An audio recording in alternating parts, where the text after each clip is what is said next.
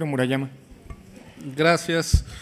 Buenas tardes a todos. Pues hoy celebramos esta rutina anual de dictaminar los informes de operación ordinaria de los actores políticos y el trabajo de la Unidad Técnica de Fiscalización implicó revisar 12,877 millones de pesos de ingresos, 12,149 millones de gastos, haciendo un total de 25,046 millones de pesos. Si tomamos en cuenta el origen de los ingresos de los partidos políticos en todo 2018, que incluye, por supuesto, los ingresos para las campañas que ya fueron dictaminadas, pero que de cualquier manera suma, 11,473 millones provinieron de financiamiento público, es decir, el 89,1%. Apenas una décima parte de los recursos que logran obtener los partidos políticos de manera lícita tienen origen privado y buena parte de ellos fue para las campañas. Eso quiere decir que el modelo de financiamiento público sigue siendo necesario y en buena hora, que es recurso de origen conocido, transparente y asignado con un criterio de equidad expresamente establecido en la ley, lo que le da recursos a nuestros partidos. Reducir de manera drástica el financiamiento público puede tener al menos dos efectos perniciosos si no se estudia bien. El primero, con consecuencias sobre la equidad, favoreciendo, como ocurría antes de que existiera este modelo, a quien detenta el poder político, y la segunda consecuencia puede ser que los partidos políticos se vuelvan dependientes de grupos de poder económico, cosa indeseable porque el interés privado estaría capturando la agenda de los actores políticos. Hay un tema que poco se ha discutido cuando analizamos las finanzas de los partidos y quiero subrayar que hoy el gasto ordinario más actividades específicas, más gasto en el fortalecimiento político de la mujer, representa 9,317 millones de pesos.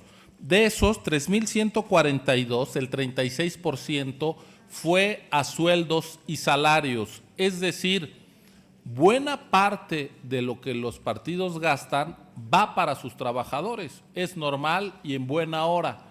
Pero al mismo tiempo, lo que detectamos es que las relaciones laborales de los partidos no necesariamente se ajustan a las normas. Esto es un asunto que debemos atender y resolver. Los partidos políticos, como entidades de interés público, no pueden ser patrones al margen de la legislación laboral. Ojalá avancemos hacia una regularización de las plantillas de trabajadores de los actores políticos, que se acuda menos a la subcontratación. Eso puede ser legítimo para servicios de limpieza, etcétera, pero para los propios funcionarios de partidistas tener esas figuras es una inconsistencia. Ahora, los partidos tenían que haber destinado, por ejemplo, para el fortalecimiento político de la mujer, 238 millones de financiamiento público que recibieron para ese fin. Dejaron de gastar 50 millones de pesos.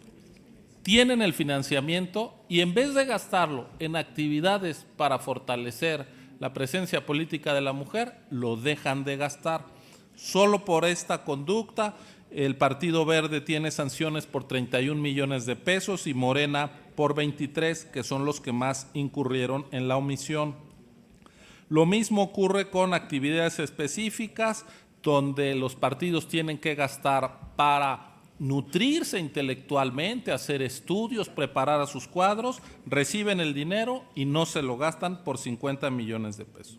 El tema de las cuentas por cobrar, que suman 132 millones de pesos, pues quiere decir que los partidos están canalizando dinero a particulares que no recuperan. Esto puede ser un desfalco a las propias finanzas de los partidos. Y las cuentas por pagar mayores a un año que suman 113 millones de pesos, quiere decir que los partidos se están financiando por los proveedores. Yo por eso comparto el sentido de los dictámenes sancionando estas conductas. Ahora bien, señalando lo que se está discutiendo o se dice que se votará hoy en la Cámara de Diputados, estamos ante un riesgo mayor de consecuencias graves para la democracia mexicana.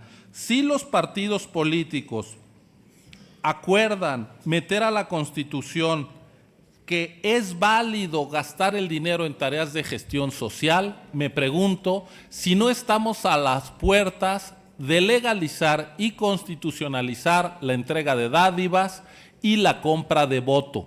Ojalá que los legisladores no lleguen a ese extremo. Otra cosa que se plantean es desaparecer sus obligaciones de tener un padrón mínimamente de militantes y de desaparecer su estructura orgánica. ¿Qué tendríamos entonces? Pues simplemente partidos virtuales que reciben financiamiento público y postulan candidatos. Eso es desaparecer el sistema de partidos tal como lo conocemos y es construir agencias de colocación política. Eso sería un retroceso mayor para la democracia mexicana.